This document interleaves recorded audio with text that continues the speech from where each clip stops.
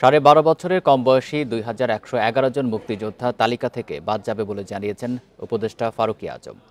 দুপুরে সচিবালয়ে এক সংবাদ সম্মেলনে তিনি একথা জানান।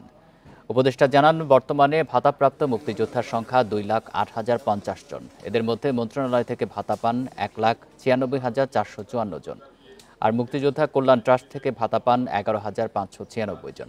তিনি জানান, মন্ত্রণালয়ের সিদ্ধান্ত অনুযায়ী মুক্তিযোদ্ধার বয়স সর্বনিম্ন 12.5 বছর, কিন্তু তালিকায় 2,000-এর বেশি এর কম বয়সী রয়েছে।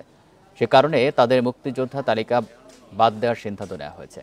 এ সময় তিনি আরও বলেন, ভুয়া মুক্তিযোদ্ধা সনদধারীরা স্বেচ্ছায় তালিকা থেকে সরে না গেলে তাদের বিরুদ্ধে আইনি ব্যবস্থা নেওয়া হবে। এছাড়া নতুন করে মুক্তিযোদ্ধার সংজ্ঞা নির্ধারণ করা হবে বলেও জানান তিনি। বর্তমানে রাজাকারের তালিকা প্রণয়ন করা সম্ভব নয় বলেও জানান মুক্তিযুদ্ধ বিষয়ক উপদেষ্টা।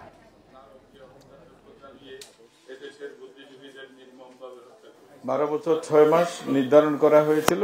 এর নিচে যে সমস্ত মুক্তিযোদ্ধা, যে সমস্ত যারা মুক্তিযোদ্ধা হয়েছে তাদেরকে বাতিল করার ব্যাপারে সিদ্ধান্ত হয়েছিল। এই সমস্ত গুলা জেলাওয়ারি আমার কাছে এটা একটা তথ্য তালিকা আছে। এর সংখ্যা হচ্ছে 2,111।